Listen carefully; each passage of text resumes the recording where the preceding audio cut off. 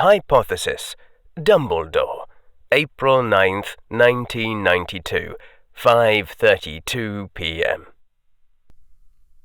As Professor Quirrell slowly raised up his tea, the teacup jerked in mid-air, sending the dark translucent liquid just barely slopping over the side so that only 3 single drops crawled down the side of the teacup. Harry would have missed it if he hadn't happened to be watching closely, for Professor Quirrell's hand was perfectly steady on the cup before and after. If that small jerky motion advanced to a constant tremor, it would be the end of any non-wandless magic for the defense professor. Wand work had no room for trembling fingers. How much that would actually handicap Professor Quirrell, if at all, Harry couldn't guess. The defense professor was certainly capable of wandless magic, yet still tended to use a wand for larger things. But for him that might only be a convenience. "Insanity," said Professor Quirrell as he carefully sipped from his tea. He was looking at the teacup, not at Harry, which was unusual for him. "Can be a signature all of its own." The defense professor's small office was silent, the sound-warded room quiet in a way the headmaster's office never could be.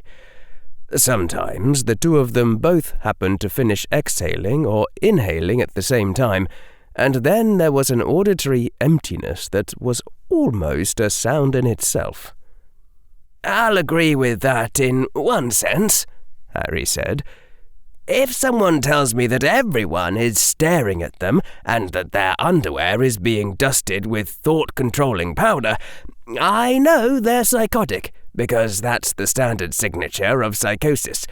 But if you tell me that anything confusing points to Albus Dumbledore as a suspect, that seems overreaching. Just because I can't see a purpose doesn't mean there is no purpose." "Purposeless," said Professor Quirrell.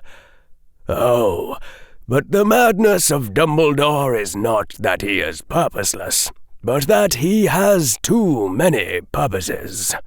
The headmaster might have planned this to make Lucius Malfoy throw away his game for vengeance on you, or it might be a dozen other plots. Who knows what the headmaster thinks he has reason to do, when he has found reason to do so many strange things already." Harry politely declined tea, even knowing that Professor Quirrell would know what it meant. He considered bringing his own can of soda, but had decided against that as well, after realizing how easy it would be for the defense professor to teleport in a bit of potion, even if the two of them couldn't touch each other with direct magic. "I have seen a little now of Dumbledore," Harry said. "Unless everything I've seen is a lie, I find it difficult to believe that he would plot to send any Hogwarts student to Azkaban. Ever." "Ah," the defense professor said softly, the tiny reflection of the teacup gleaming in his pale eyes. "But perhaps that is another signature, Mr. Potter. You have not yet comprehended the perspective of a man like Dumbledore. If he must, in some sufficiently noble cause, sacrifice a student, why, who would he choose but she who declared herself a heroine?" That gave Harry some pause. It might just be hindsight bias, but that did seem to concentrate some of that hypothesis probability mass onto framing Hermione in particular.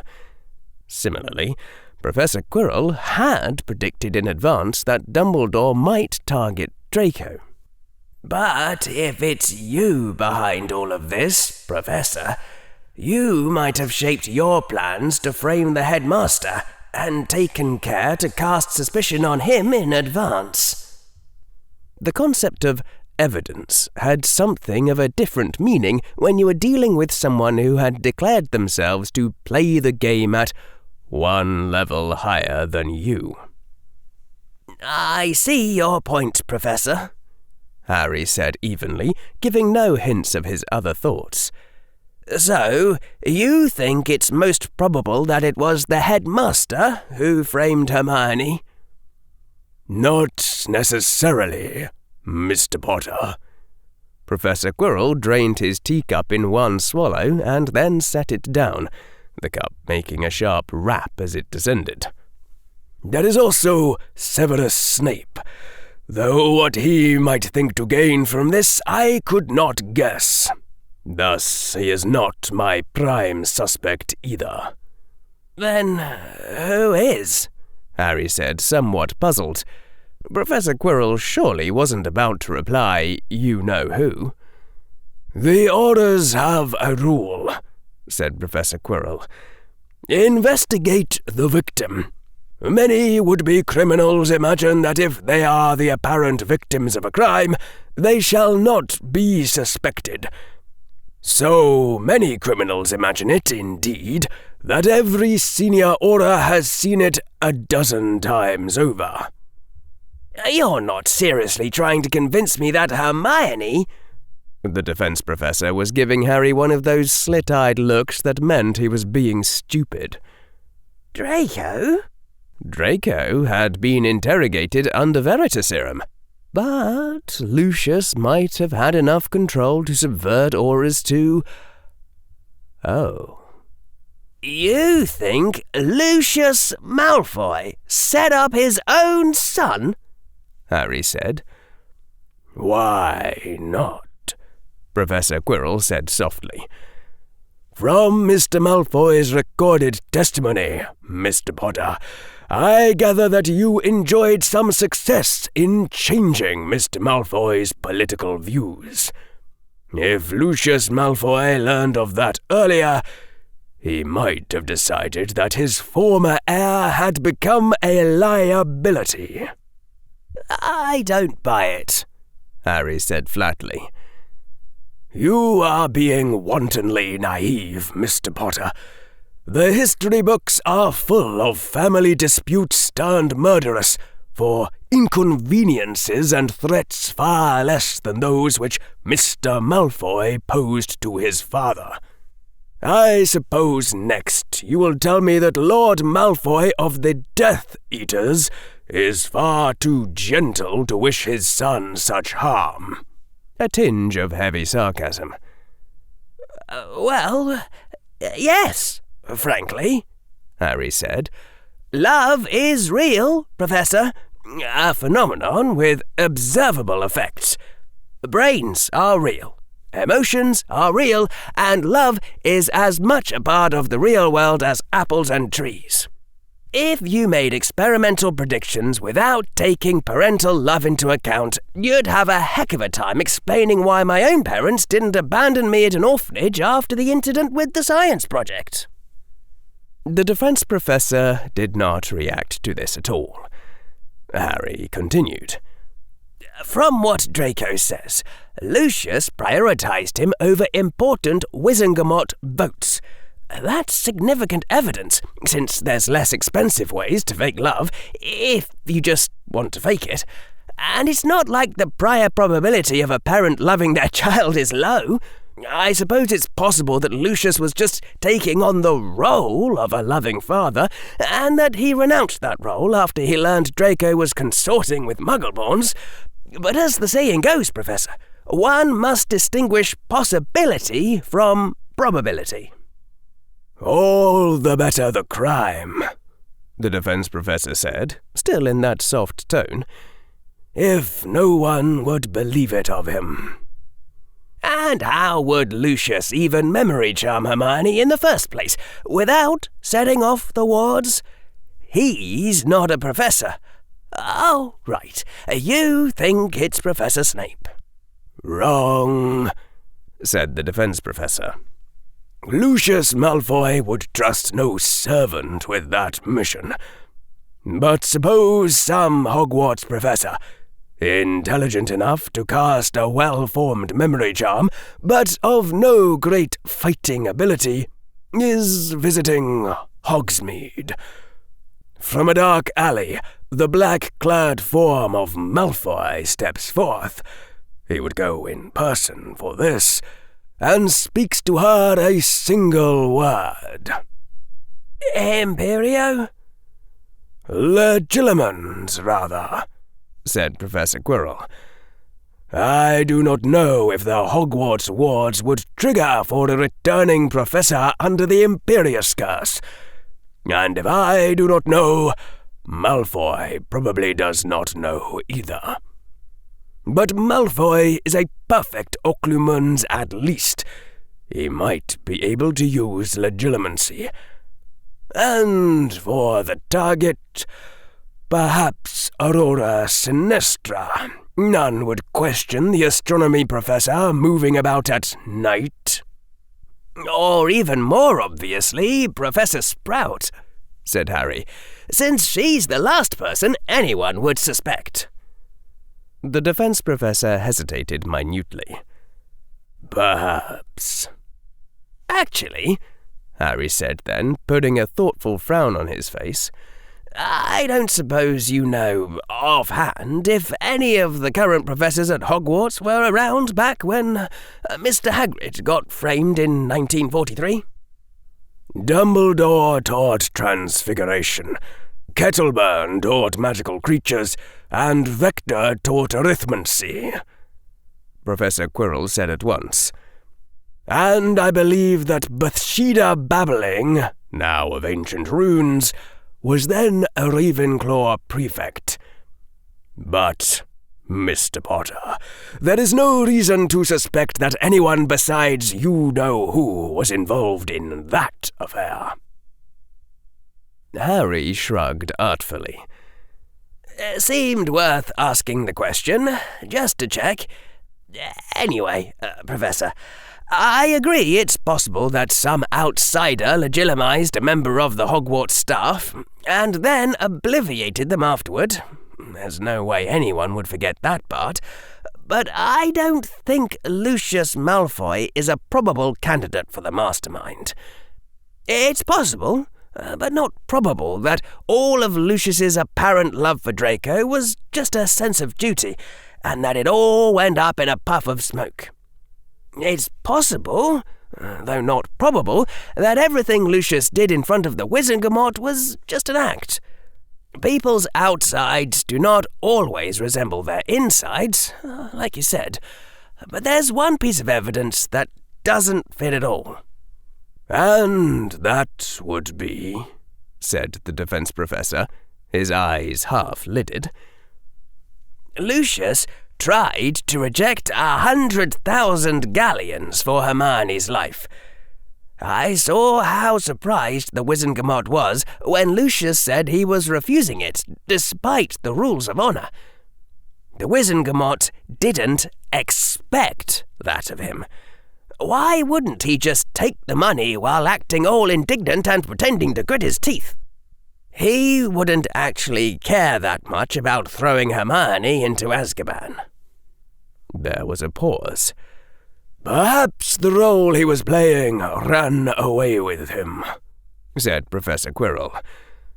It does happen, Mr. Potter, in the heat of the moment. Perhaps, Harry said, but it's still one more improbability to be postulated. And by the time you've had to add up that many excuses in a theory, it can't be at the top of the list anymore. Anything else in particular you think I ought to think about, within the range of all other possibilities? There was a long silence. The defense professor's eyes dropped down to look at the empty teacup before them, seeming unusually distant. I suppose I can think of one final suspect, the defense professor said at last. Harry nodded. The defense professor didn't seem to notice, but only spoke on. Has the headmaster told you anything? even a hint, about Professor Trelawney's prophecy." "Huh?" Harry said automatically, converting his own sudden shock into the best disassembling he could manage. It probably was at the wrong level to fool Professor Quirrell, but Harry certainly couldn't take time to think before replying. "Wait, but how on earth would Professor Quirrell know about that?" "Professor Trelawney made a prophecy." "You were there to hear its beginning," Professor Quirrell said, frowning. "You called out to the entire school that the prophecy could not be about you. Since you were not coming here, you were already here." "He is coming, the one who will tear apart the very—" And that was as far as Professor Trelawney had gotten before Dumbledore had grabbed her and vanished. "Oh, that prophecy," Harry said. "Sorry, it went clear out of my mind." Harry thought he'd put too much force into the end statement and was 80% expecting Professor Quirrell to say, "Aha! Now, Mr. Potter, what is this mysterious other prophecy you went to such lengths to deny?" "That is foolish," the defense professor said sharply. "If indeed you are telling me the truth, prophecies are not trivial things. I have racked my brain much over the little that I heard, but such a small fragment is simply too little." "You think the one who's coming is the one who might have framed Hermione?" said Harry, as his mind allocated yet another hypothesis. "Uncertain predicate referent. He who is coming." "With no offence meant to Miss Granger," the defense professor said with another frown, "her life or death does not seem that important. But someone was to come, one who, in your interpretation, was not already there, and someone so significant and unknown as a player, who knows what else they may have done." Harry nodded and mentally sighed because he was going to have to redo his Lord Voldemort odds calculation with yet another piece of evidence in the mix. Professor Quirrell spoke with eyes half-lidded, looking out like through slits. "More than the question of whom the prophecy spoke, who was meant to hear it? It is said that fates are spoken to those with the power to cause them or avert them. Dumbledore, myself, you, as a distant fourth, Severus Snape. But of those four, Dumbledore and Snape would often be in Trelawney's presence. You and I are the ones who would not have spent much time around her before that Sunday. I think it quite likely that the prophecy was meant for one of us, before Dumbledore took the prophetess away. Did the headmaster say nothing more to you?"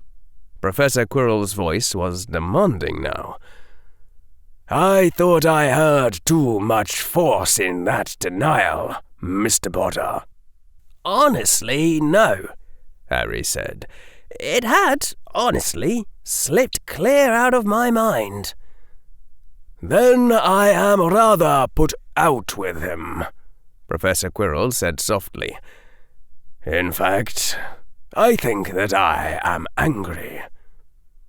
Harry said nothing. He didn't even sweat. It might have been a poor reason for confidence, but on this particular score, Harry did happen to be innocent. Professor Quirrell nodded once, sharply, as though in acknowledgement. "If there is nothing more to say between us, Mr. Potter, you may go." I can think of one other suspect, Harry said. Someone you didn't put on your list at all. Would you analyze him to me, Professor? There was another of those moments of silence that was almost a sound in itself. As for that suspect, the defense professor said softly, I think you shall prosecute him on your own, Mr. Potter, without help from me. I have heard such requests before, and experience leads me to refuse. Either I will do too good a job of prosecuting myself and convince you that I am guilty, or else you will decide that my prosecution was too half-hearted and that I am guilty. I will remark only this in my defense, that I would have needed a very good reason indeed to jeopardize your fragile alliance with the heir to House Malfoy. Hypothesis. The defense professor. April 8th, 1992, 8:37 p.m. So, I fear I must take my leave, Dumbledore was saying gravely. I promised Quirinus, that is to say, I promised the defense professor that I would not make any attempt to uncover his true identity in my own person or any other. And why'd you make a foolish promise like that, then? Snapped Mad-Eye Moody. It was an unalterable condition of his employment, or so he said. Dumbledore glanced at Professor McGonagall, a wry smile briefly flitting over his face. And Minerva made it clear to me that Hogwarts required a competent defense professor this year, even if I had to haul Grindelwald out of Nurmengard and prevail on old affections to persuade him to take the position. I did not quite phrase it in that fashion. Your expression said it for you, my dear. And so soon the four of them, Harry, Professor McGonagall, the Potions Master, and Alistair Moody, a.k.a. Mad-Eye, were ensconced all by themselves in the headmaster's office. It was strange how the headmaster's office seemed unbalanced without the headmaster in it. If you didn't have the ancient, wizened master to make it all seem solemn, you were just four people trying to have a serious meeting while surrounded by bizarre, noisy gadgets. Clearly visible from where Harry had perched himself on his chair arm was a truncated, conical object, like a cone with its top snipped off, slowly spinning around a pulsating central light which it shaded but didn't obscure, and each time the inner light pulsated, the assembly made a vroop, vroop, vroop sound that sounded oddly distant, muffled, like it was coming from behind four solid walls, even though the spinning conical section thingy was only a meter or two away. Vroop, vroop, vroop. And then there were the various still-breathing bodies of Harry Potter hid stashed in one quiet corner, cleaning up a mess that was his own in more ways than one.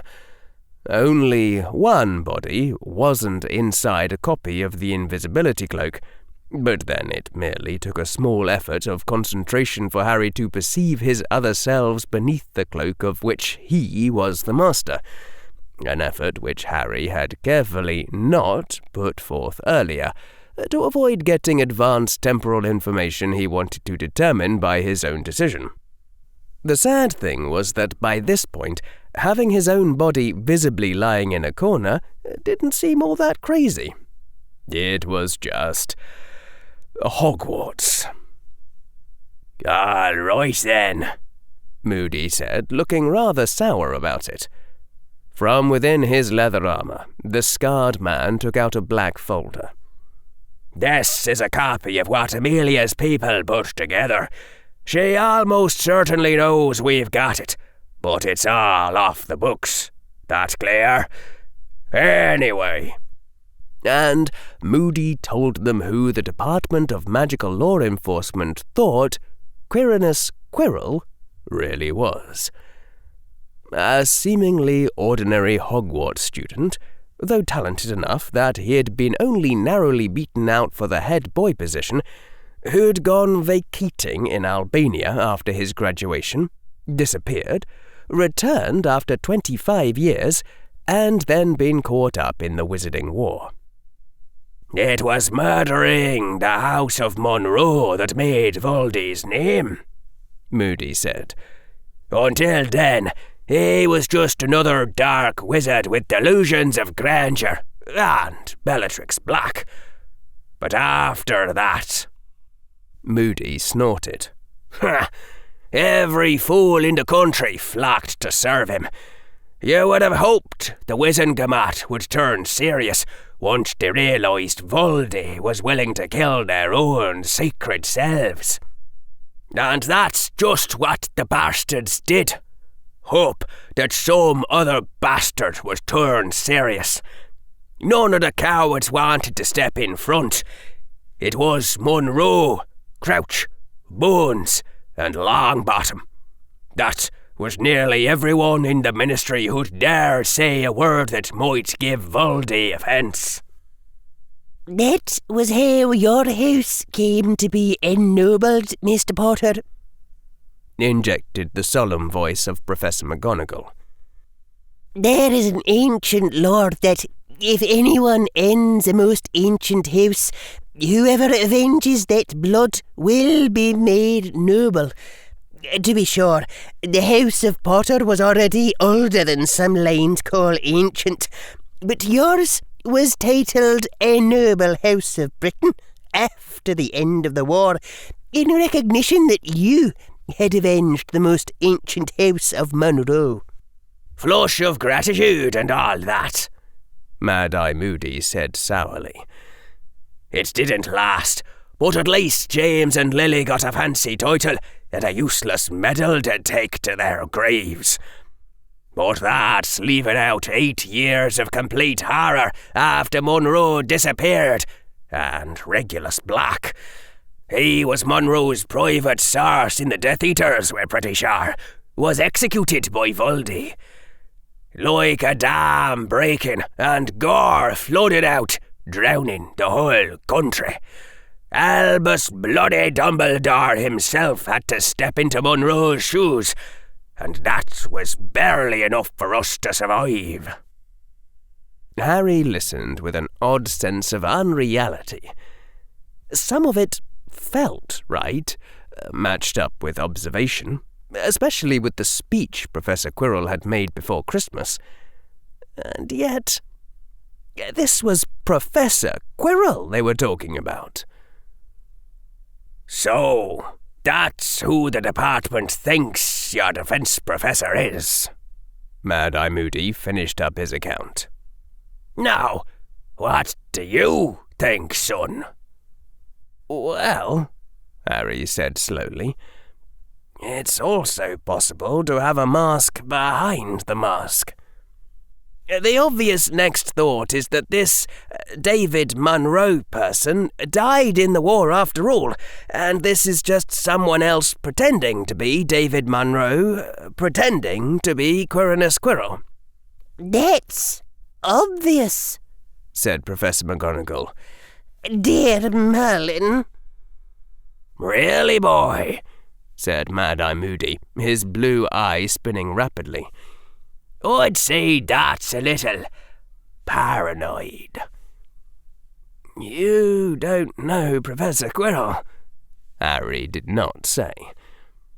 It's an easy theory to test, Harry said out loud. Just check whether the defense professor remembers something about the war that the real David Monroe would have known. though I suppose if he's playing the part of David Monroe, pretending to be someone else, he has a good excuse to pretend he's pretending he doesn't know what you're talking about." "A little paranoid," said the scarred man, his voice rising. "Not paranoid enough. Constant vigilance. Think about it, lad. What if the real David Monroe never came back from Albania?" There was a pause. "I see," Harry said. Of course you do, Professor McGonagall said. Don't mind me, please. I'll just sit here quietly going mad. "In this line of work, if you survive, you learn that there's 3 kinds of dark wizards," Moody said grimly. His wand wasn't pointed at anyone. It was angled slightly downward, but it was in his hand. It had never left his hand since the moment he'd entered the room. "There's dark wizards that have 1 name. There's dark wizards that have 2 names. And there's dark wizards that change names like you and I change clothes. I saw Monroe go through 3 Death Eaters like he was snapping twigs. There's not many wizards that good at age 45. Dumbledore, maybe, but not many others." "Perhaps that is true," said the potions master from where he was lurking. "But what of it, Mad Eye? Whatever his identity, Monroe was surely the Dark Lord's enemy. I've heard Death Eaters curse his name even after they thought him dead. They feared him well." So far as defence professors are concerned, Professor McGonagall said primly, I shall take it and be grateful. Moody swung around to glare at her. "Just where the devil was Monroe all those years he was gone, eh? Maybe he thought he could make a name for himself in Britain by exposing Voldy, and vanished away when he found out he was wrong. Then why'd he come back now, huh? What's his new plan?"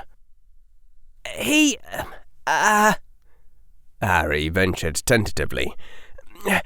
He says he always wanted to be a great defense professor because all the best fighting wizards have taught at Hogwarts, and he kind of is being an incredibly good defense professor, actually. I mean, if he just wanted to keep up a disguise, he could get away with much sloppier work. Professor McGonagall was nodding firmly. "Naive," Moody said flatly. "I suppose you all haven't wondered if your defence professor set up the whole House of Monroe to be wiped out?" What? cried Professor McGonagall. "Our ministry wizard hears about a missing kid from a most ancient house of Britain," Moody said. "Steps into the shoes of David Monroe, but stays away from the real Monroe family. But eventually, the house is bound to notice something wrong. So, this imposter somehow prods Voldy into wiping them all out. Maybe leaked a password they'd given him for their wards, and then he was a Lord of the Wizengamot."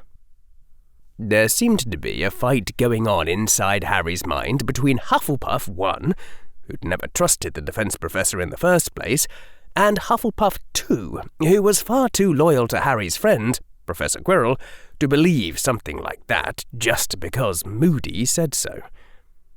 "It is kind of obvious, though," observed his Slytherin part. "I mean, do you actually believe that under natural circumstances anyone would end up as the last heir to a most ancient house and Lord Voldemort killed his family, and he has to avenge his martial arts sensei. If anything, I'd say he went too far over the top in setting up his new identity as the ideal literary hero. That sort of thing doesn't happen in real life. This from an orphan who was raised unaware of his heritage, commented Harry's inner critic, with a prophecy about him. You know, I don't think we've ever read a story about two equally destined heroes competing to see who's cliché enough to take down the villain. Yes, replied the central Harry over the distant vrooping noise in the background. It's a very sad life we lead, and you're not helping. There's only one thing to do at this point, said Ravenclaw, and we all know what it is. So why argue? But, Harry replied, how do we test experimentally whether or not Professor Quirrell is the original David Munro? I mean, what sort of observable behaves differently depending on whether he's the real David Munro or an imposter? What do you want me to do about it, Mad Eye? Professor McGonagall was demanding. I can't. You can, the scarred man said, glaring at her fiercely. Just fire the bloody defence, Professor. You say that every year, said Professor McGonagall. Yes, and I'm always right. Constant vigilance or no, Alistair. The students must be taught. Moody snorted. Pah! I swear the curse gets worse every year, as you lot get more and more reluctant to let them go. Your precious Professor Quirrell would have to be Grindelwald in disguise to get himself sent off. Is he? Harry couldn't help asking. I mean, could he actually be? I check Grindy's cell every 2 months, Moody said. He was there in March. Could the person in the cell be a ringer? I administer a blood test for his identity, son. Where do you keep the blood you use as a reference? In a safe place. Something like a smile was stretching the scarred lips. Have you considered the Aura office after you graduate? Alistair, Professor McGonagall said reluctantly. The defence professor does have a health condition. I suppose you'll call it suspicious in itself, but it is by no means certain that it will be any ill-doing on his part which prevents us from renewing his employment. Yes, his little nap times, Moody said darkly. Amelia thinks he stepped into the path of a high-level curse. Sounds to me more like a dark ritual gone wrong. You've no proof of that, Professor McGonagall said. That man might as well be wearing a sign saying, Dark Wizard, in glowing letters over his head. Ah, Harry said. It didn't seem like an especially good time to ask what Mr. Moody thought of the not all sacrificial rituals are evil standpoint. Excuse me, but you said earlier that Professor Quirrell, the old David Munro, the Munro from the 70s. Anyway, you said that person used the killing curse. What does that imply? Does somebody have to be a dark wizard to use it? Moody shook his head. I've used it myself. All it takes is power and a certain mood. The grimacing lips were showing teeth. The first time I cast it was against a wizard named Gerald Grice, and you can ask me what he did after you graduate Hogwarts. But why is it unforgivable, then? Harry said. I mean, a cutting hex can kill someone too, so why is it any better to use a reducto instead of a Avada Kedavra? Shut your mouth! Moody said sharply. Someone might take it the wrong way. You're saying that incantation. You look too young to cast it, but there's such a thing as polyjuice. And to answer your question, boy, there's 2 reasons why that spell is in the Blackest Book. The first is that the killing curse strikes directly at the soul, and he'll just keep on going until it hits one. Straight through shields, straight through walls.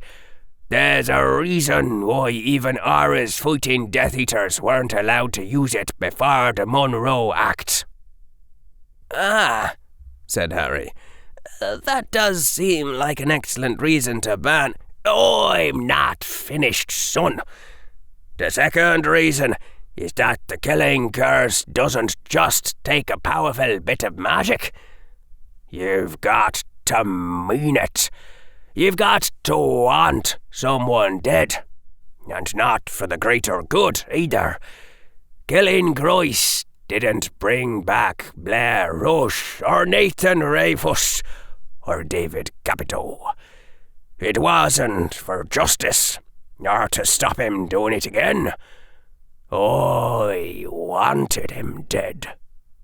You understand now, lad. You don't have to be a dark wizard to use that spell. But you can't be Albus Dumbledore either. And if you're arrested for killing with it, there's no possible defense. I see, murmured the boy who lived. You can't want the person dead as an instrumental value on the way to some positive future consequence. You can't cast it if you believe it's a necessary evil. You have to actually want them dead for the sake of being dead as a terminal value in your utility function. A magically embodied preference for death over life, striking with the plane of pure life force. That does sound like a difficult spell to block. Not difficult, Moody snapped. Impossible. Harry nodded gravely. But David Monroe, or whoever, used the killing curse against a couple of Death Eaters even before they wiped out his family. Does that mean he already had to hate them? Like the martial arts story was probably true? Moody shook his head slightly. One of the dark truths of the killing curse, son, is that once you've cast it the first time, it doesn't take much hate to do it again. It damages the mind? Again, Moody shook his head. No, it's the killing that does that. Murder tears the soul, but that's just the same if it's a cutting hex. The killing curse doesn't crack your soul. It just takes a cracked soul to cast.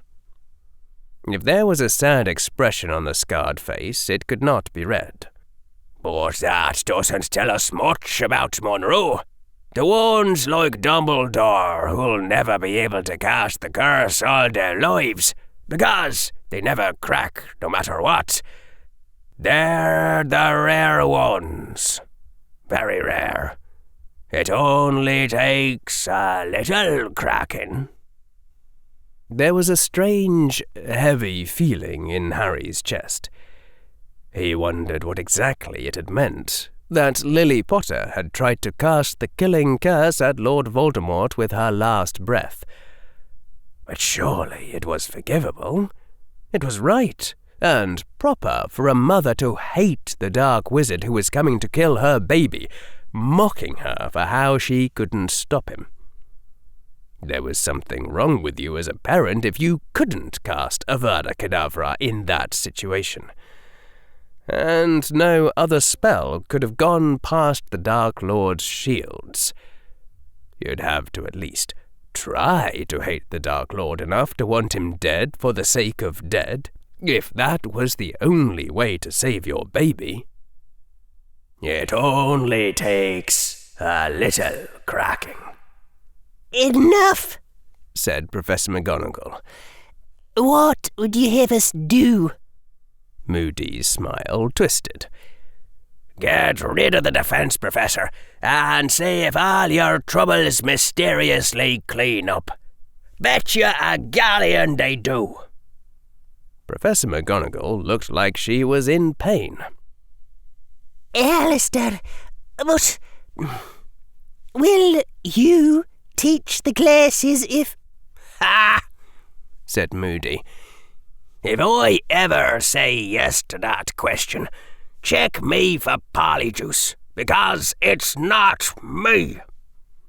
I'll test it experimentally, Harry said, and then, as everyone looked at him, I'll ask Professor Quirrell a question that the real David Munro would know, like who else was in the Slytherin class of 1945, or something like that, hopefully without making it obvious. It won't be definitive proof. He could have studied the role, but it would be evidence. Still, Mr. Moody, even if Professor Quirrell isn't the original Munro, I'm not sure that getting rid of him is a free action. He saved my life twice. What? demanded Moody. When? How? Once when he knocked down a bunch of witches who were summoning me toward the ground. Once when he figured out that the Dementor was draining me through my wand. And if Professor Quirrell wasn't the one who set up Draco Malfoy in the first place, then he saved Draco Malfoy's life. And things would be a lot worse if he hadn't. If the defense professor isn't behind it all, he's not someone we can afford to just get rid of. Professor McGonagall nodded firmly.